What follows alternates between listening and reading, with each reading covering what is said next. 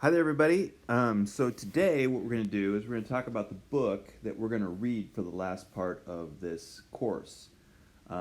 It's a book that I think if I would have thrown at you on the very first day, you would have all quit the class and walked out because it's not an easy read.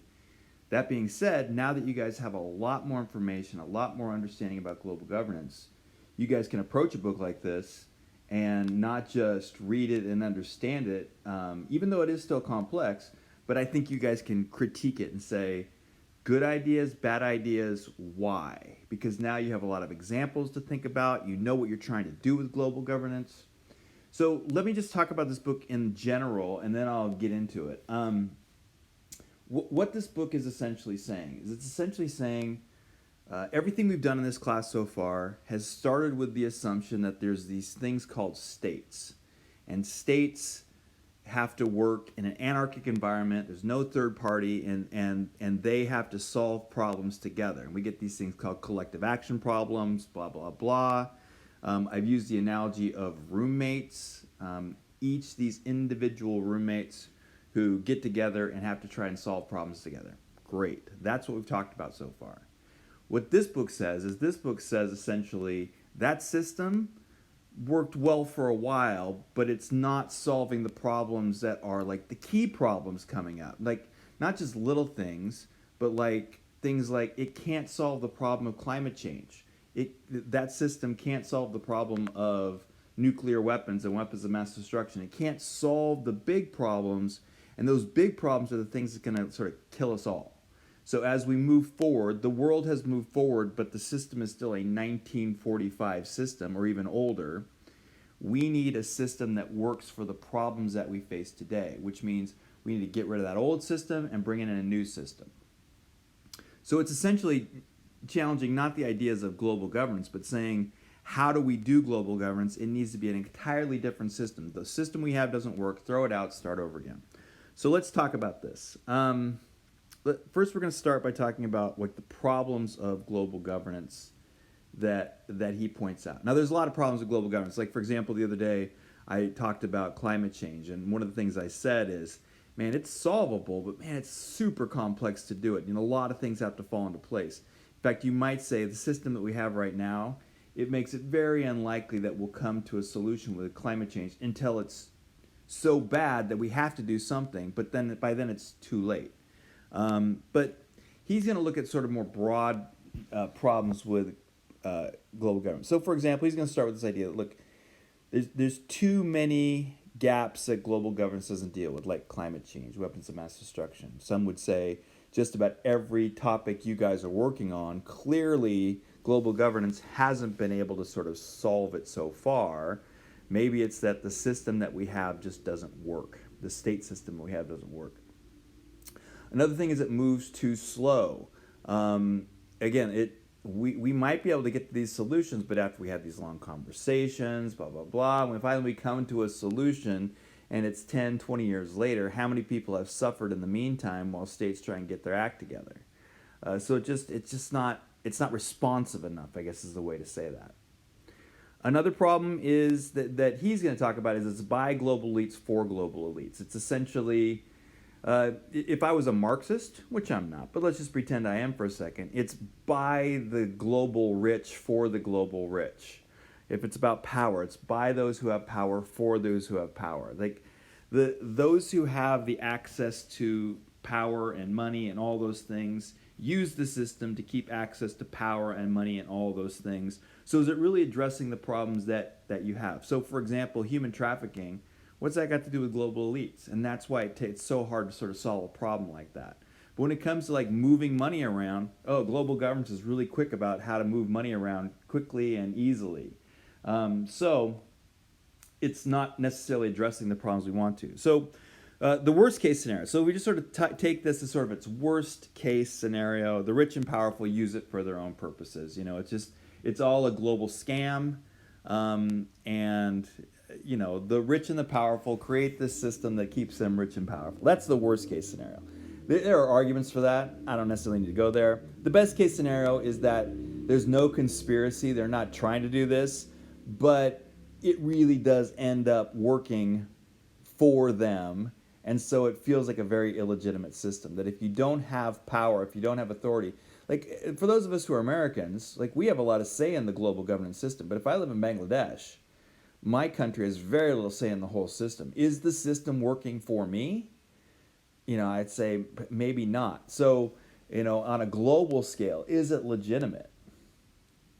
Another thing we talk about is sometimes this term called democratic deficit, which it's a very simple term that essentially means that we don't elect the leaders, we elect people who then pick the leaders. So for example, like I have no say in who the Secretary General of the United Nations is.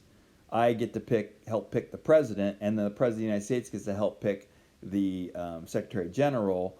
But the Secretary General, was not responsible to me, which is one of the things democracy sort of implies. Decision makers are responsible to states; they're not responsible to people. And then we might ask, is that really democracy at that point, or is it something else?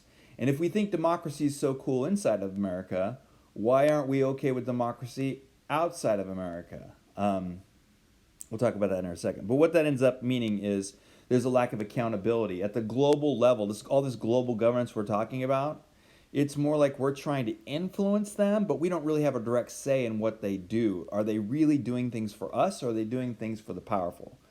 Lack of representativeness. Again, who are they representing? They're representing the powerful? Like, who gets to go to those meetings? Who gets to sit around the table? On one level, like I might say, I don't get to. I'm an American, but I don't really get to do those things. I'm kind of removed from a democratic deficit. But man, even more, if I live in Bangladesh, like how many people sitting around those tables are thinking about me? Almost no one. And so it doesn't feel very accountable to me. It doesn't feel representative to me. Is the system, again, worst case scenario, the system is working actively against me. Best case scenario, the system ignores me. So is this really a good system? Unless I'm rich, unless I'm powerful. So that leads us to one of the terms that he's going to talk about early on. It's in those first 20 pages, and that's the idea of schizophrenic democracy. And I just want to talk about this because this is going to be a key element of what he's talking about. And if you get this idea, the rest of it kind of falls into place.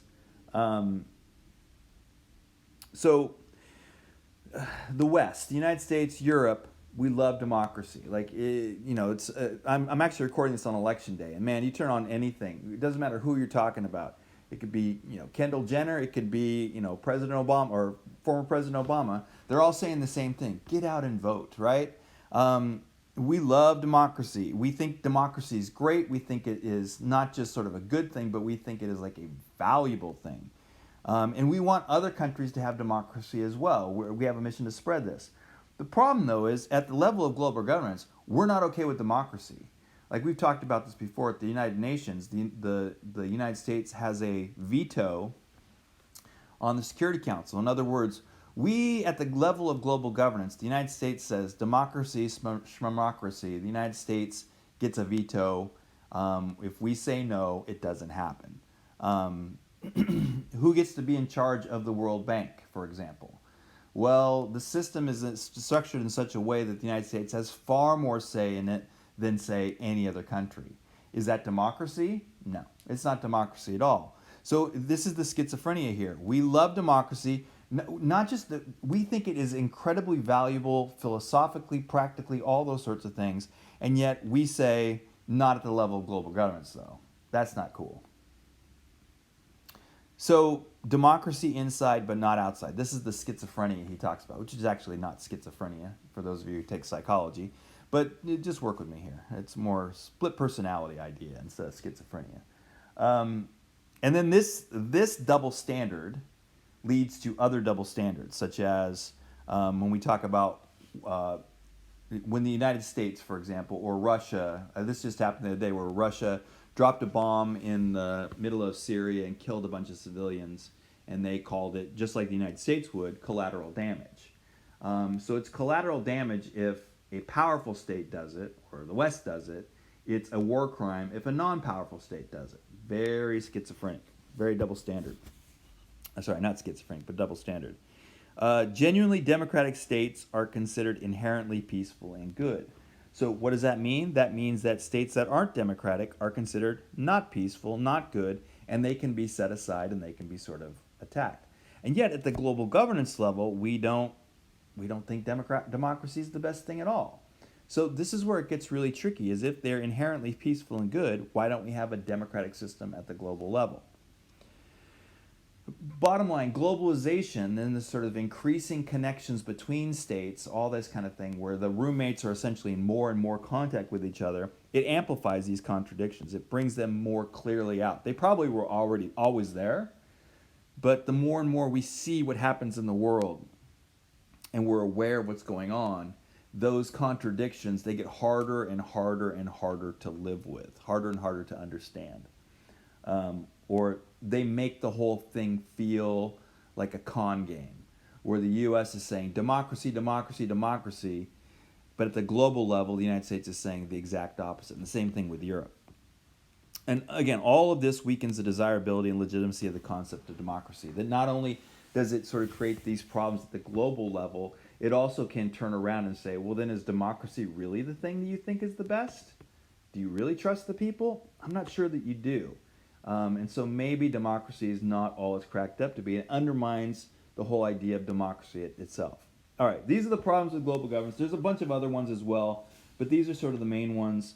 So go watch this video from, it's a TED Talk by David Held, who is talking in the same sort of realm as Archibugi, but he sort of highlights sort of what are the problems, how do we move forward.